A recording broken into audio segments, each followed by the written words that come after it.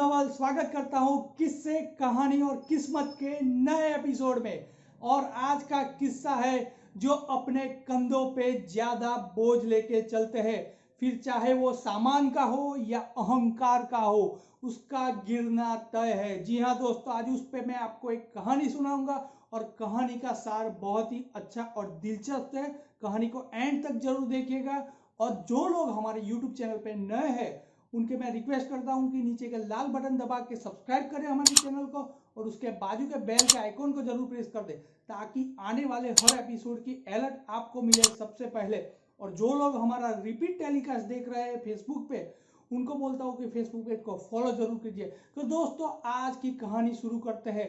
एक इंसान की कहानी है और वो एक लड़के की कहानी है। उसमें भगवान भी आएंगे, दुश्मन भी आएगा, पुलिस भी आएगी और बहुत बड़ा ट्विस्ट भी आएगा। मजेदार कहानी है, सुने रहिएगा। एक इंसान की 2 महीने तक पगार नहीं आई थी और अचानक उसने एक प्रे की कि भगवान मेरी 2 महीने की पगार आएगी तो 1 महीने की पगार मैं आपके मंदिर में किसी तरह मैं चढ़ाऊंगा। और इसी तरह उसकी जब पगार आ गई तो तब वो शहर की एक गली में उस मंदिर में भगवान को ये देने जा रहा था, लेकिन उसने वहां एक बच्चे को देखा। जी हाँ, वो उसे ऑब्जर्व कर रहा था। वो बच्चा एक मिठाई की दुकान में ऐसे मिठाइयों को देख रहा था और उसको वो मिठाई खानी थी।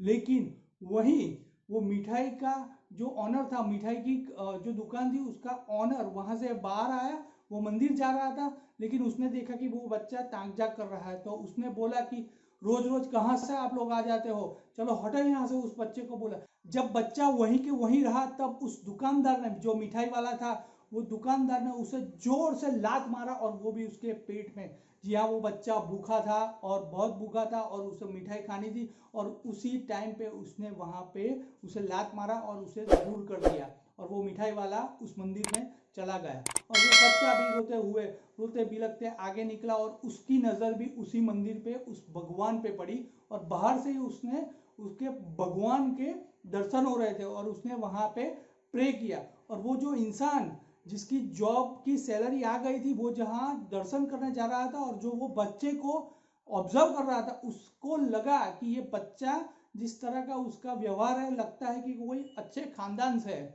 तो फिर वो वहां पे बच्चे को जाके मिलता है और बोलता है कि 5 मिनट में रुको, मैं दर्शन करके आता हूँ।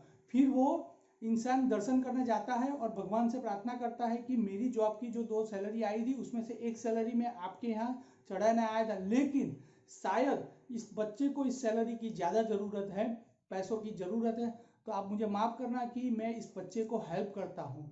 और ऐसी प्रे के साथ वो ऐसा बोलता है कि आपने वो मिठाई वाले की हरकत तो देखी ही होगी, तो क्या आप उसका कुछ नहीं करोगे। और ऐसी प्रे करके वो फिर निकल जाता है और उस बच्चे को एक अच्छे से सलून में लेके उसके बाल कटवाता है, उसको नए कपड़े दिलवाता है, उसको खाना बाना खिलाता है और पूछता है कि तुम यहाँ किस तरह आए। तो वो बोलता है कि मुझे किसी भी तरह आज 200 रुपये कमा के मैं जो अभी रह रहा हूँ वहाँ जाना पड़ेगा, नहीं तो मेरे को मार पड़ेगी। तभी उस इंसान को माइंड में ऐसा ख्याल आता है कि ये बच्चा किसी ने पास के शहर में किडनैप तो नहीं किया। तो वो उसे वहाँ के जो नज़दीक पुलिस स्टेशन है वहाँ पीआई से मिलने ले जाता है और सारी बातें बताता है। फिर उस छोटे से बच्चे के फिंगरप्रिंट, जी हाँ फिंगरप्रिंट, वो पुलिस वाला वहाँ पे लगाता है और उसका आधार कार्ड नंबर आ जाता है और उससे पता चलता है कि वो बाजू के गांव में रहता था और वहाँ से शायद उसे किडनैप करके यहाँ लाया गया था। और फिर वो इंसान और पुलिस वाले दोनों उस बच्चे को ले जाते हैं और उसके माँ बाप के पास, उसके बाजू के गांव में है, वहाँ पे उसे ले जाते हैं और उसके माँ बाप के यहाँ छोड़ के आते हैं। और उसके माँ बाप बहुत ही खुश हो जाते हैं। वो बोलते हैं कि आपने वो इंसान को बहुत दुआएं देते हैं, वो पुलिस वाले को भी दुआएं देते हैं। और वो इंसान मन ही मन सोचता है कि मैं तो पैसे की मदद करने गया था लेकिन मुझे पुण्य की प्राप्ति हो जाएगी।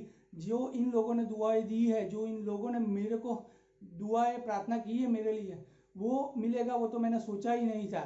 और जाते जाते फिर पुलिस वाला और वो दोनों फिर अपने शहर वापस लौटते हैं। वहीं वो अखबार में पढ़ते हैं, जी हाँ वहीं वो अखबार में पढ़ते हैं कि लॉकडाउन के बाद पुरानी मिठाई बेचने के केस में एक दुकान को बंद कर दिया गया है और उस जो दुकान का ऑनर था उसे सख्त से सख्त सजा भी मिली है। तो दोस्तों कहने का तात्पर्य यह है कि ऊपर वाले के यहाँ देर है अंधेर नहीं, और उसकी लाठी जब पड़ती है तो आवाज भी नहीं निकलती। इसलिए हमें हमेशा अच्छे कर्म करने चाहिए, हमें अच्छी बातें सोचनी चाहिए। जिस तरह वो इंसान ने उसको बिना जाने बिना पहचाने उसकी हेल्प की और उसको उसके मिला दिया, तो ये बहुत ही बड़ी बात है। और कहीं ना कहीं भगवान का इशारा भी उसी तरफ था। तो हमेशा अच्छे कर्म करना चाहिए, यही इस कहानी की सीख है। आई होप ये अच्छे कर्म की कहानी आपको पसंद आई होगी। ऐसी ही अच्छी अच्छी कहानियां सुनने के लिए हमारे यूट्यूब चैनल को सब्सक्राइब कीजिए। वीडियो पसंद आए तो लाइक जरूर कीजिए, कमेंट में अपनी राय दीजिए और अपने दोस्तों के साथ शेयर करना ना भूलिएगा। तो मिलते हैं अगले वीडियो में। हूँ धवल।